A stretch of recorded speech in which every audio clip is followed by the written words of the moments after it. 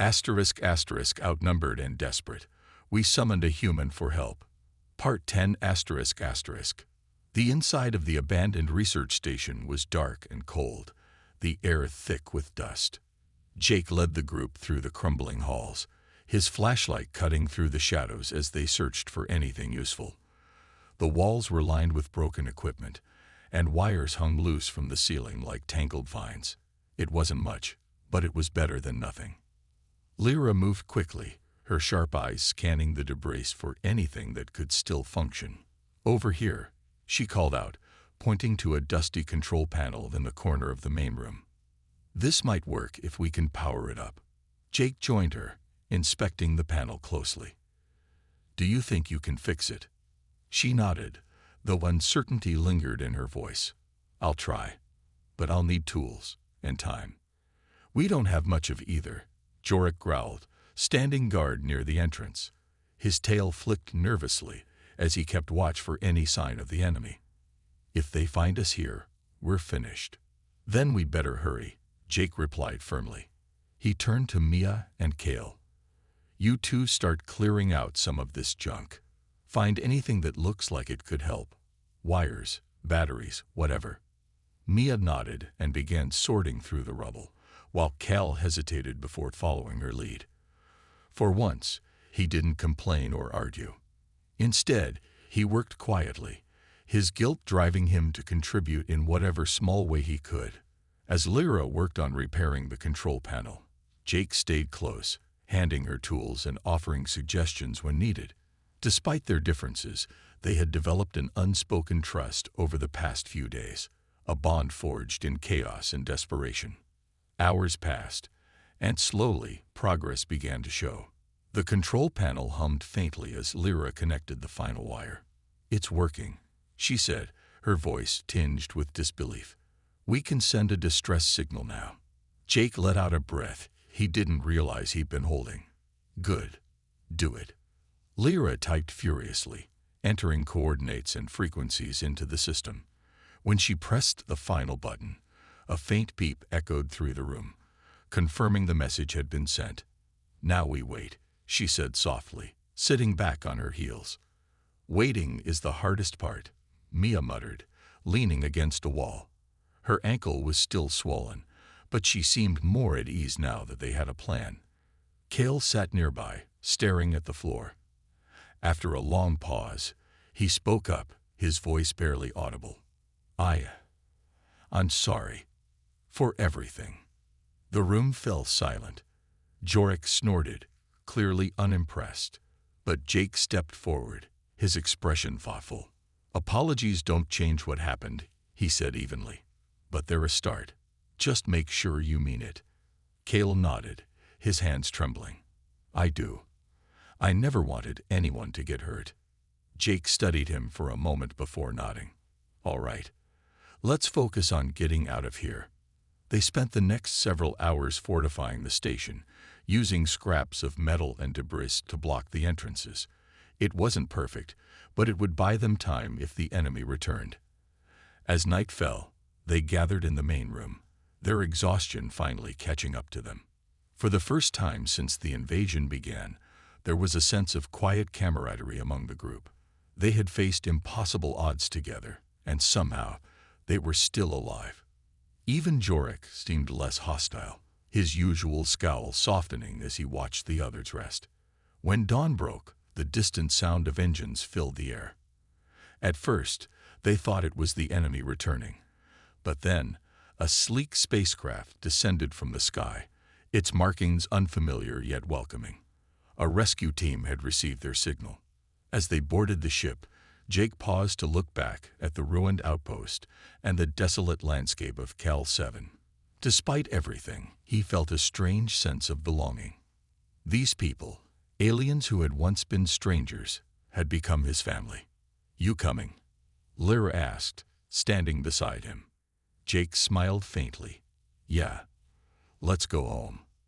And with that, they left the moon behind, carrying with them the scars of battle and the hope of a new beginning. Asterisk asterisk outnumbered and desperate, we summoned a human for help. Part 9 asterisk asterisk. The group huddled together behind the rocky outcrop, their breathing heavy and uneven. The destruction of the outpost had bought them some time, but it wasn't a permanent solution. The enemy forces were retreating for now, regrouping after the loss of the artifact. But everyone knew it wouldn't last long. They needed a plan, and fast. Jake looked around at the battered faces of his team. Lyra's blue skin was streaked with dirt, her usually calm demeanor replaced by exhaustion. Jorek leaned against a boulder, his tail flicking irritably, as he scanned the horizon for signs of movement. Mia sat on the ground nearby, her feathers ruffled and matted, while Kale stood apart from the group, his head bowed in shame. None of them spoke. The weight of what they'd lost hung heavily in the air. "We can't stay here," Jake said finally, breaking the silence. His voice was firm, but quiet, cutting through the tension like a knife. "If we don't move soon, they'll find us." Jorek growled softly, his golden eyes narrowing. "And where exactly do you suggest we go? Our base is gone, our ships are destroyed, and we're stranded on this rock with nothing but scraps." Jake clenched his jaw but didn't rise to the bait. He knew Jorek was frustrated, angry even, but lashing out wouldn't help anyone. Instead, he turned to Lyra. "Is there another settlement nearby? Any allies who might take us in?" Lyra hesitated, thinking hard. "There's an old research station about 20 kilometers east of here," she said slowly. "It was abandoned years ago, but some of the equipment might still be functional. If we can reach it, we might be able to send a distress signal." "It's better than nothing," Jake replied, nodding. "Let's head there." Mia pushed herself to her feet, brushing dust off her arms. "Even if the station works, how will we get off this moon? No one's coming to rescue us." Jake glanced at her, his expression unreadable. "We'll cross that bridge when we come to it. For now, survival is the priority." Kale finally spoke up, his voice barely above a whisper. "You should have left me behind," he muttered, avoiding eye contact. "I don't deserve to be here." For a moment, no one responded. Then Jake stepped toward him, his tone sharp but not unkind. "Listen to me, Kale. What's done is done. You made a mistake. We all make mistakes. But right now, feeling sorry for yourself isn't going to fix anything. So either pull yourself together or step aside and let the rest of us handle this." Kale flinched but didn't argue. Slowly, he nodded, his shoulders slumping in defeat. It wasn't forgiveness, but it was a start. With their path decided, the group began the long trek across the barren landscape. The terrain was harsh, rocky, and uneven, with jagged cliffs looming in the distance.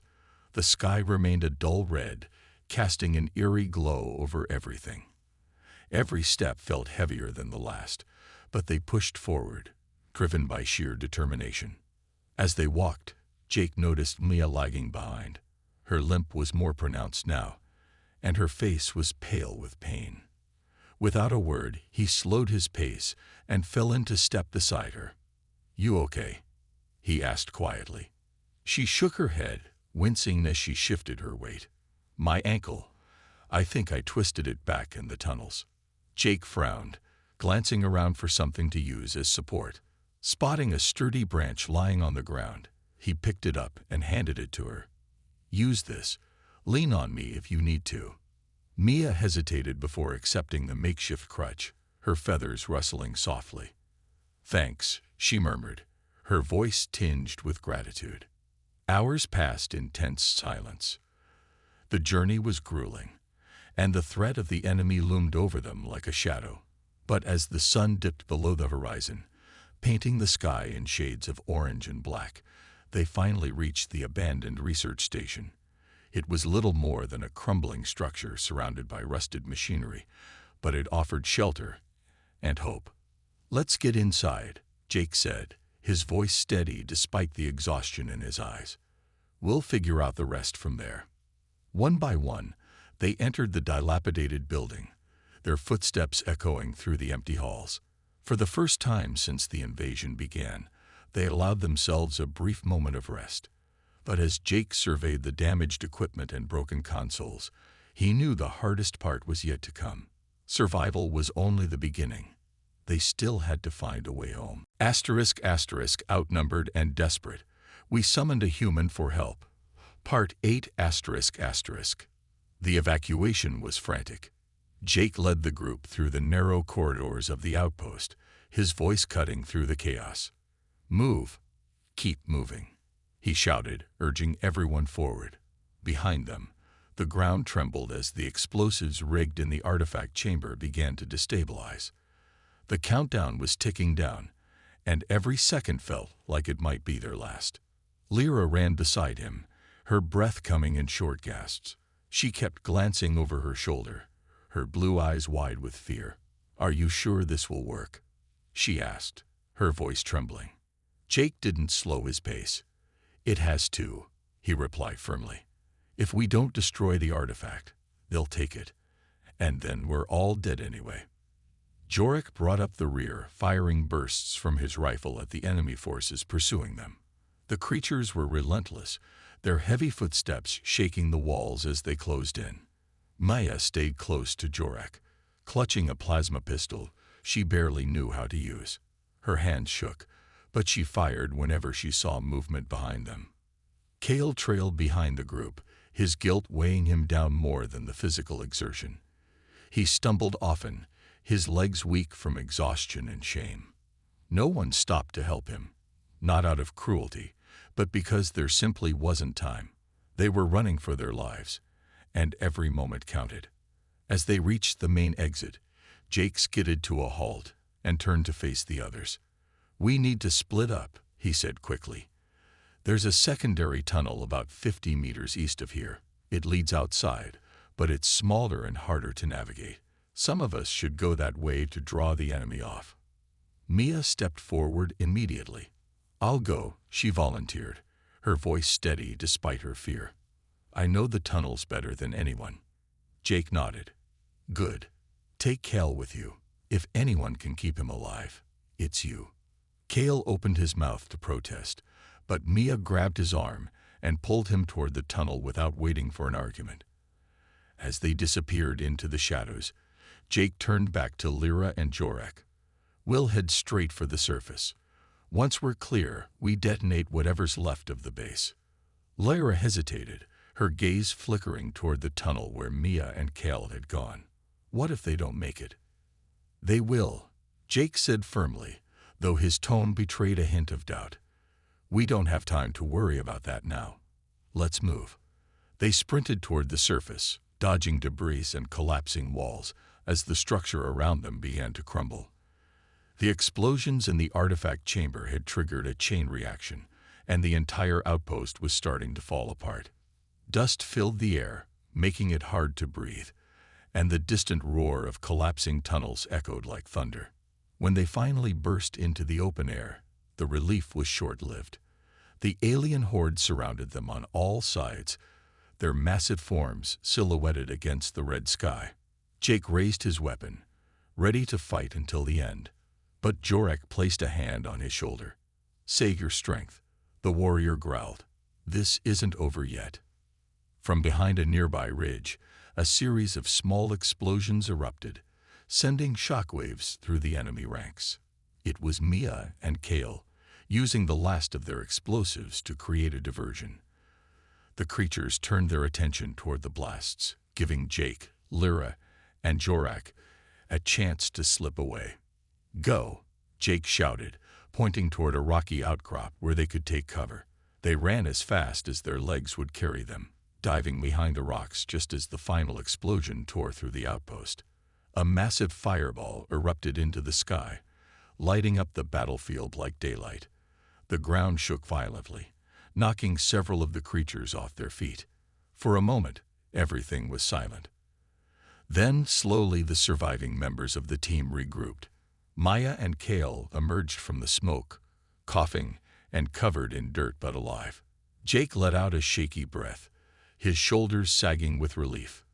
"It's done," Lyra whispered, staring at the ruins of the outpost. "The artifact. It's gone." Jake nodded, his expression grim.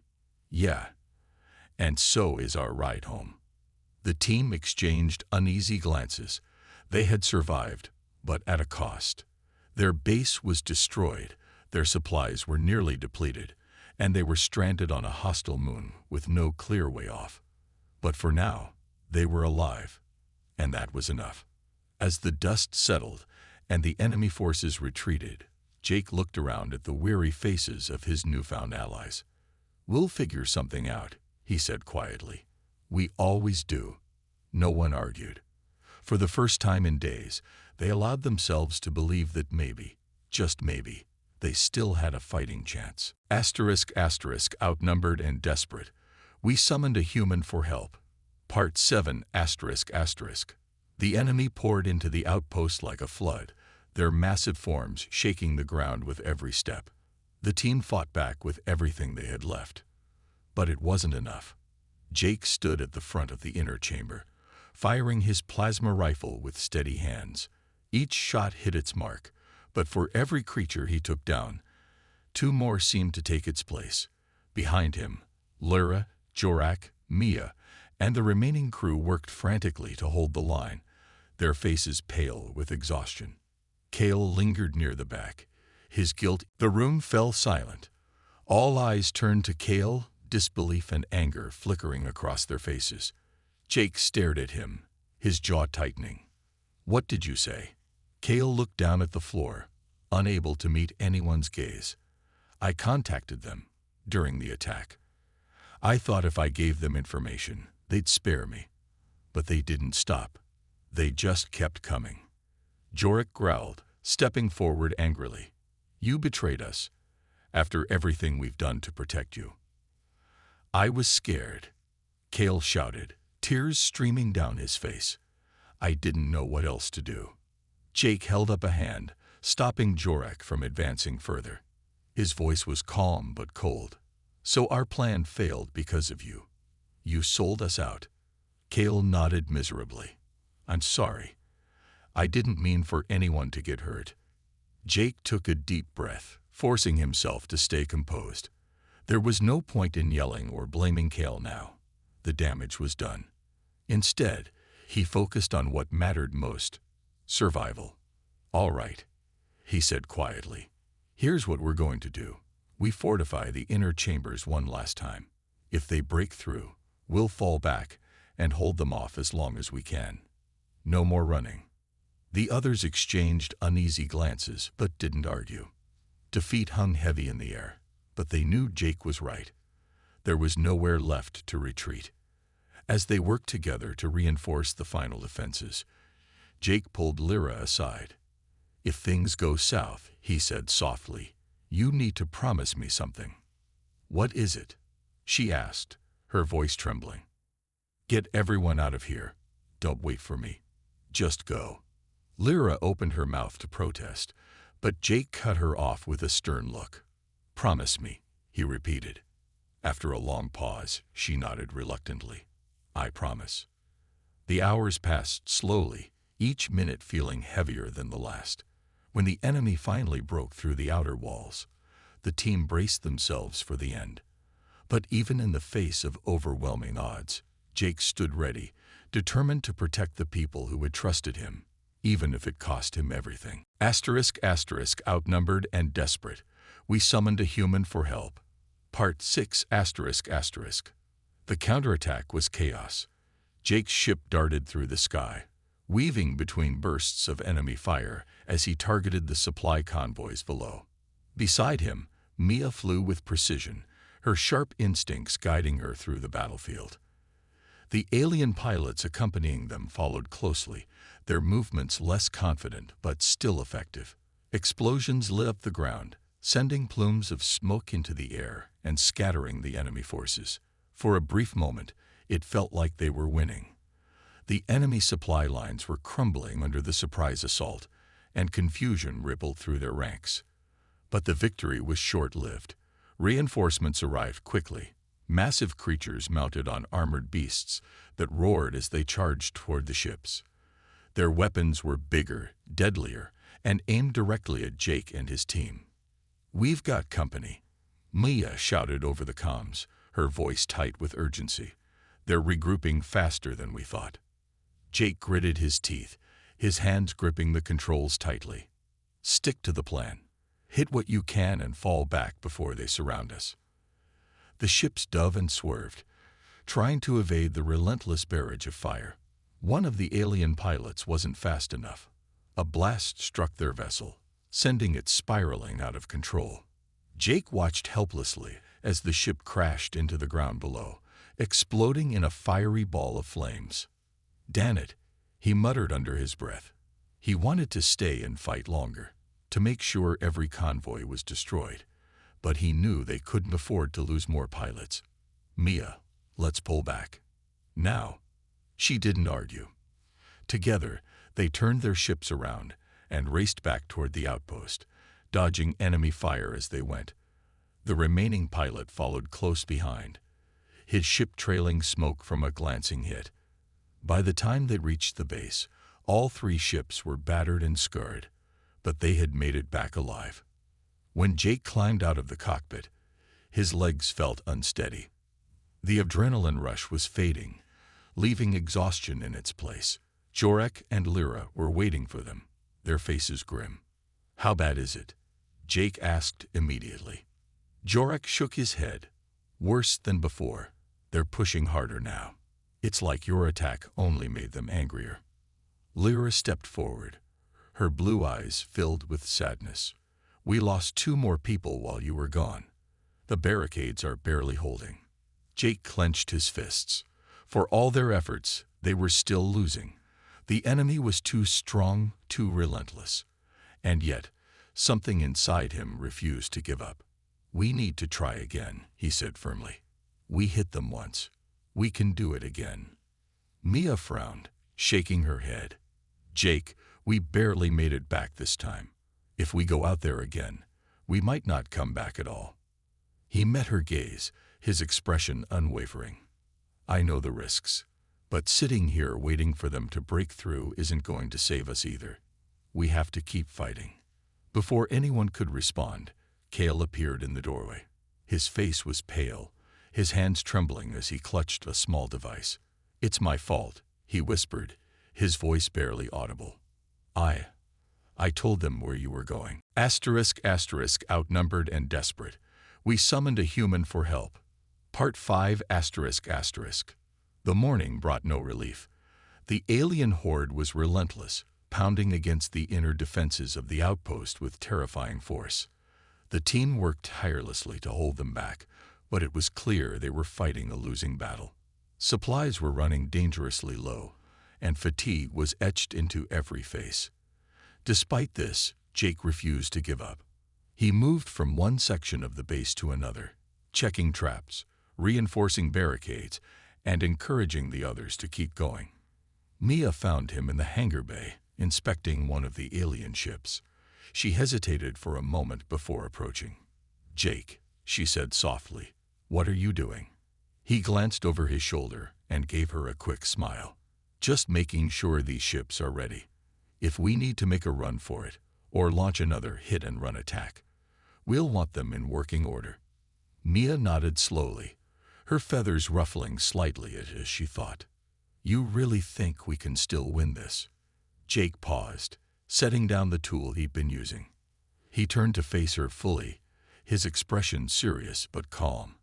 "Winning doesn't always mean beating them completely. Sometimes it just means staying alive long enough to find a way out, and I'm not ready to roll over yet." His words struck a chord with Mia. She had spent most of her life dreaming of adventure among the stars, but now that she was living it, all she wanted was to survive. Something about Jake's determination made her believe they might actually have a chance. "All right," she said, stepping closer. "What do you need me to do?" Together, they began preparing the ships for a counterattack.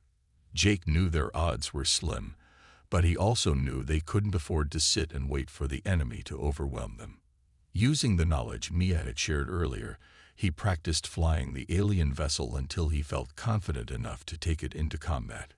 It wasn't perfect, but it would have to do.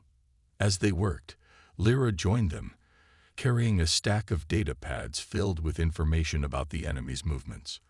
I've been analyzing their patterns, she explained, placing the pads on a nearby table. They're focusing most of their forces on the front lines, leaving their supply routes vulnerable. If we can disrupt those, Jake's eyes lit up. That's exactly what we need. A distraction and a chance to hit them where it hurts. The three of them quickly mapped out a plan. While the rest of the team held the line at the outpost, Jake and Mia would leave a small strike team in the alien ships. Their goal was simple: destroy as many enemy supply transports as possible and create chaos behind enemy lines. It was risky, but it was their best shot at turning the tide. When they presented the plan to Jorak and the others, there was some resistance. Jorak especially didn't like the idea of splitting their forces. "If you fail, we'll be even more outnumbered than we are now," he growled. "I know," Jake replied evenly. "But if we don't try, we'll lose anyway. Sitting here waiting for them to break through isn't going to save us." After a tense discussion, the team reluctantly agreed to go along with the plan. They couldn't deny that it was their only real option. As preparations continued, Kale lingered nearby, watching silently. His earlier accusations still hung heavy in the air, but he didn't speak up again. Instead, he seemed lost in thought, his pale face etched with worry. Finally, the moment came. Jake and Mia climbed into the alien ships, accompanied by two other pilots. The cockpit felt cramped and unfamiliar, but Jake pushed aside his nerves and focused on the task ahead. Over the comms, Lara's voice crackled through the speakers. "Good luck," she said simply. Jake took a deep breath and gripped the controls. "Let's do this." The ships launched into the sky, soaring above the battlefield below. From high above, they could see the full scope of the enemy forces, hundreds of massive creatures swarming the outposts like ants. But beyond the main group, they spotted the supply lines, convoys of armored vehicles moving steadily toward the front. "Target locked," Maya said over the comms. "Ready when you are." Jake grinned despite himself. Time to show them what humans are made of. With that, the small fleet dove downward, weapons blazing. The surprise attack caught the enemy off guard, sending shockwaves through their ranks. Explosions erupted across the convoy as Jake and Mia unleashed everything they had. For the first time since the invasion began, the team felt a spark of hope. But the fight was far from over. Outnumbered and desperate, we summoned a human for help. Part 4 ***. The next morning brought chaos. The alien horde had broken through one of the outer walls during the night, forcing the team to retreat further into the outpost. Smoke filled the air, and the sound of heavy footsteps echoed through the corridors. Panic was spreading among the crew, but Jake moved with purpose, his eyes scanning the damage. "We can still hold them off," he said firmly, gripping a plasma rifle Lyra had handed him earlier. "Stick to the plan." Jorak growled in frustration as he fired at the advancing creatures. "Your plan won't work if they keep breaking through our defenses." Jake didn't argue. He knew Jorak was right. Their traps were slowing the enemy down, but not enough. Still, giving up wasn't an option. "We need to fall back to the inner chambers," Jake shouted over the noise. "Set up another layer of traps there while we regroup." The team followed his lead, scrambling to secure the inner sections of the base. As they worked, Kale lingered near the rear, his hands trembling as he clutched a small datapad. His paranoia had only grown worse since the previous night. Every time he looked at Jake, he felt a knot tighten in his stomach. Something about the human felt wrong. When the group took a brief break to catch their breath, Kale finally spoke up. His voice was shaky but loud enough to draw everyone's attention. "This is all his fault," he blurted out, pointing an accusing finger at Jake. "Ever since he got here, everything has gone wrong. The attacks are worse. The breaches are bigger. It's like they know what we're doing before we even do it." The room fell silent. All eyes turned to Jake, who stood frozen for a moment, his expression unreadable. Then, slowly, he set down the weapon he'd been holding and faced Cal directly. "Listen," Jake said calmly, though his jaw was clenched. I get that you're scared. I'm scared too. But blaming me isn't going to fix anything. If you think I'm working with the enemy, fine. Watch me. See what I do next. But don't waste your energy on suspicion when we've got real problems to deal with. Cale hesitated, his face pale. For a moment, it seemed like he might back down, but then his fear transformed into anger. You're lying. He snapped. You don't care about us. You're just here to save yourself. Before anyone could intervene, Jorek stepped between them, his tail lashing angrily. Enough, he barked. We don't have time for this nonsense. Cale, if you've got proof, show it. Otherwise, shut your mouth and focus on surviving. Lyra placed a hand on Cale's shoulder, her voice soft but firm. He's right, Cale. Accusing Jake won't help us win this fight. Trust is hard to build, but without it, we're finished. Cale glared at her, then at Jake, before turning away in silence. He stormed off toward the communications room, muttering under his breath. No one stopped him. They couldn't afford to split their attention any further. Despite the tension, Jake didn't let Cale's words distract him for long. He focused on reinforcing the inner defenses, helping Mia and Lyra set up additional traps. They used whatever materials they could find, loose wires, broken equipment, even chunks of debris from the collapsed walls. Each trap was designed to slow the enemy down, buying the team precious seconds to regroup or escape. As the day wore on, the strain began to show on everyone's faces. Exhaustion weighed heavily on the crew, and tempers flared more often than usual. Even Mia, who had started to trust Jake, found herself snapping at others when mistakes were made. Only Jake seemed immune to the growing despair. His calm demeanor never wavered, even when things looked bleakest. Later that evening, as the team gathered in the control room to assess their situation, Lyra approached Jake quietly. She had seen how Cale's accusations affected him, even though he tried to hide it. Are you all right? She asked gently. Jake shrugged, forcing a smile. Yeah, I'm fine. People always doubt me at first. It's nothing new. Lyra frowned. That doesn't make it okay. Cale shouldn't have said those things. He's scared, Jake replied simply. And fear makes people say stupid stuff. I get it. What matters is that we keep moving forward. His words struck a chord with Lyra. She realized then that Jake wasn't just resourceful, he was resilient. Despite being thrown into a deadly situation on an alien moon, despite facing mistrust and hostility, he refused to give up. It was a quality she admired deeply. As the lights flickered above them, and the distant rumble of the enemy grew louder, the team prepared for another long night. Though tensions remained high, they pressed on together, united by a shared goal: survival.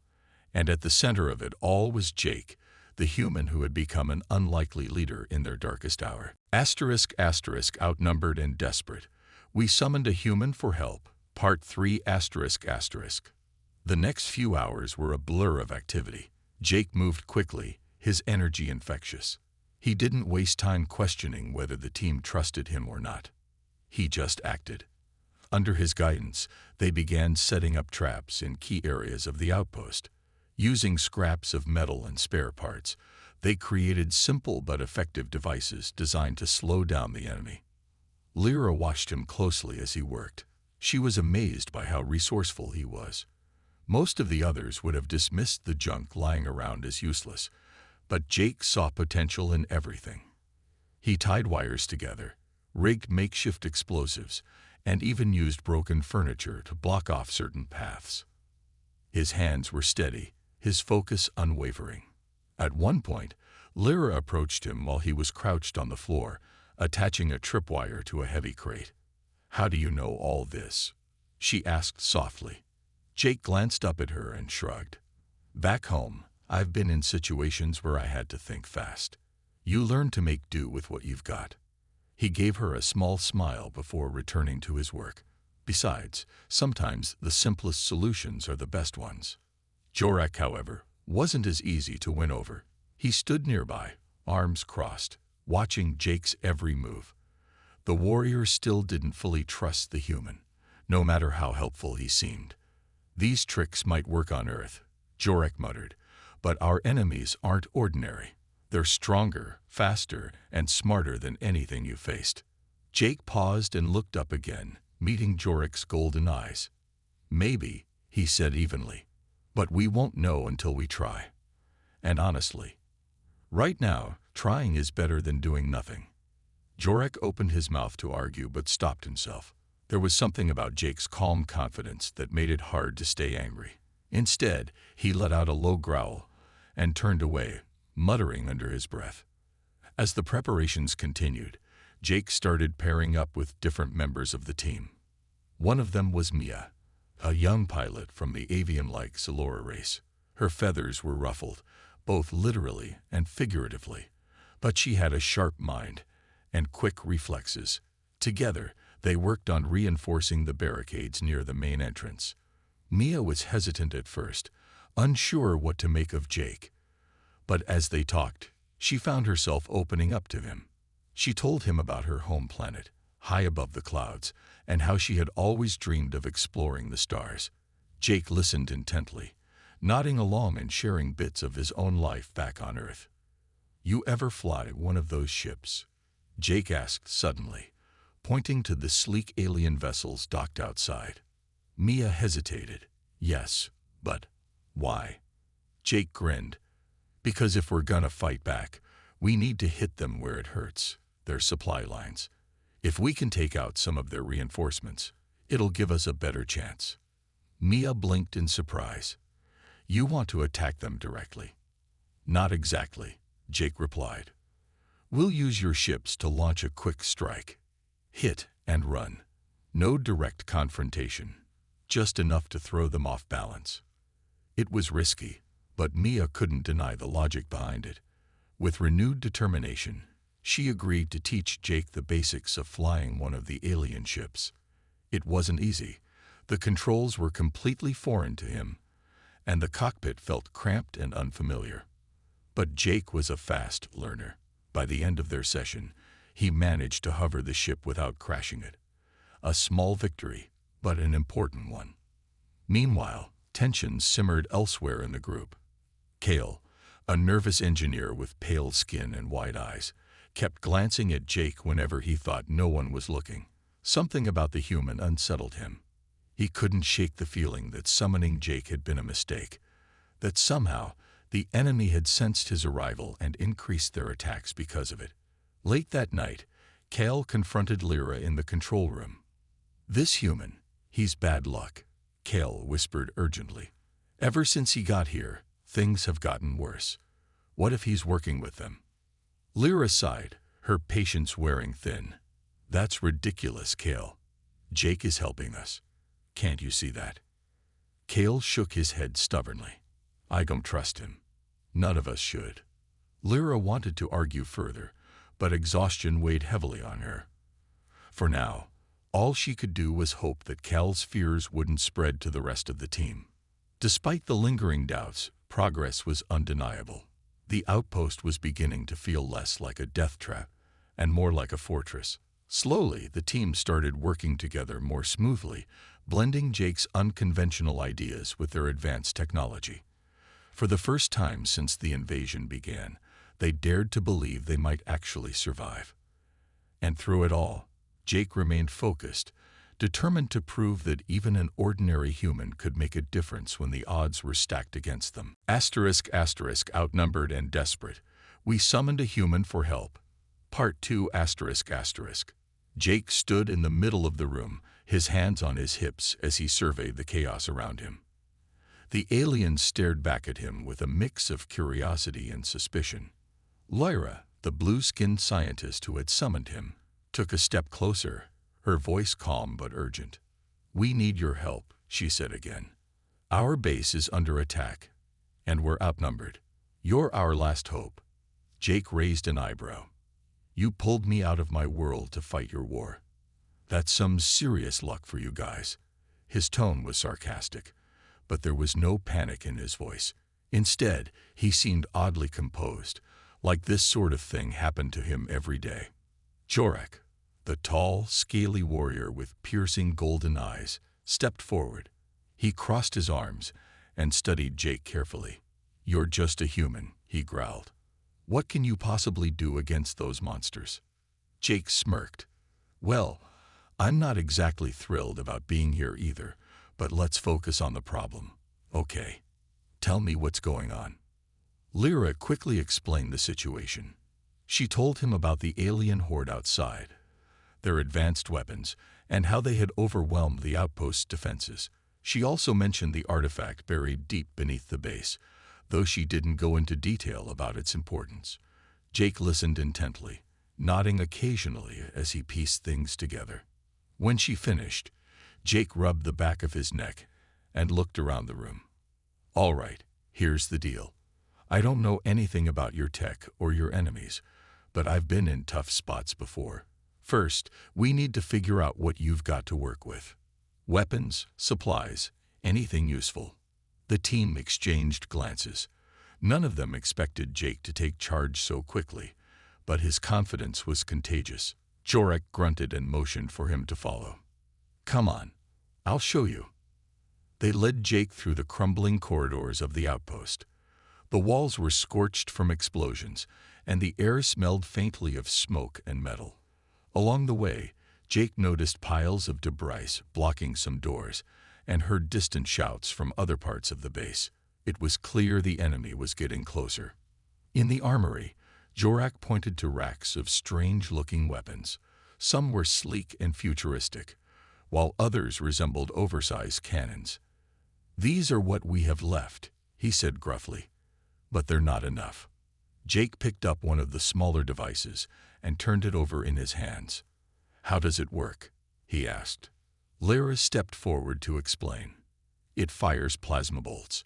One shot can disable most targets, but they're running low on power cells." Jake nodded thoughtfully. "Okay, we'll save these for emergencies then. What else?" Jorak showed him crates of spare parts, tools, and scraps of metal lying around. At first glance, they seemed useless, but Jake's eyes lit up. "This stuff could come in handy," he said. "If we get creative, we might be able to make traps or distractions." The others exchanged skeptical looks. Traps? They hadn't considered that. Their training focused on direct combat, not guerrilla tactics, but Jake's enthusiasm was hard to ignore. "Listen," Jake continued, pacing back and forth. "Your enemies are big and strong, right? That means they're probably slow too. If we hit them where they least expect it, we can buy ourselves some time." Lyra tilted her head, intrigued. "What do you mean?" Jake grinned. "I mean we play dirty. Set up ambushes, use the environment to our advantage. Make them think twice about charging in blindly." Jorak frowned but didn't argue. There was something about Jake's determination that made him seem trustworthy, even if he was an outsider. Slowly, the rest of the team began to warm up to the idea. As they worked together to gather materials, Jake started asking questions about the enemy. How many there were, what their weaknesses were, and whether they had any patterns in their attacks. Each answer gave him more pieces of the puzzle. By the time they returned to the main control room, he already had a rough plan forming in his mind. "This isn't going to be easy," Jake admitted, looking at the group. "But if we stick together and use our heads, we might just stand a chance." For the first time in days, the team felt a flicker of hope. Maybe, just maybe, summoning a human hadn't been such a bad idea after all. Outnumbered and desperate, we summoned a human for help. Part 1 ***. The alarm blared through the small research outpost on Cal 7. Red lights flashed across the walls, casting eerie shadows on the faces of the crew. Outside, the ground shook with the impact of heavy footsteps. The alien horde was closing in, and there was no way to stop them. Every weapon they had fired seemed useless against the thick armor of the invaders. Every plan they tried ended in failure. It was only a matter of time before the base fell. Lyra stood near the control panel, her hands trembling as she typed commands into the computer. Her long blue fingers moved quickly over the glowing keys, but her mind raced even faster. She was a scientist, not a soldier. She hadn't signed up for this kind of fight. None of them had. The outpost was supposed to be a quiet place for research, far away from any real danger. But now, it felt like the entire universe was collapsing around them. Jorak paced nearby, his tail flicking nervously behind him. He was a warrior by nature, but even he looked worn out. His golden eyes darted toward the windows every few seconds, watching the dark shapes moving closer. "We can't hold them off much longer," he growled, gripping his rifle tightly. "They're too many." Lyra nodded silently. She knew he was right. Their numbers were shrinking fast. Some of their team had already been injured or killed. Others were trapped in parts of the base that were now overrun. Supplies were running low, and morale was almost non-existent. They needed help, but where could they find it? No reinforcements were coming. They were completely alone. Then, an idea sparked in Lyra's mind. She remembered something she had read once, a ritual buried deep in ancient texts. It was dangerous, forbidden even, but it might be their only chance. If they could summon someone from another dimension, someone unfamiliar to the enemy, maybe they could turn the tide. It sounded crazy, but at this point, what did they have to lose? "Jorak," Lyra said softly, turning to face him. "There's one more thing we could try." He stopped pacing and looked at her sharply. "What is it?" She hesitated, unsure how he would react. "It's a summoning ritual. It's risky, and it's never been tested properly. But if it works, we might be able to bring someone here who can help us." Jorak frowned deeply. "Summon someone? From where?" "Another world. Another reality. I don't know exactly where or who, but it's possible. It's our last option." For a moment, Jorak didn't say anything. He stared at her, weighing the risks. Finally, he sighed and nodded. "Do it. We've got nothing else." With shaky hands, Lyra gathered the materials she needed. She spread a circle of strange symbols on the floor using chalk-like powder.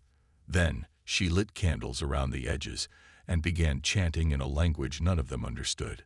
The air grew heavy, and a faint hum filled the room.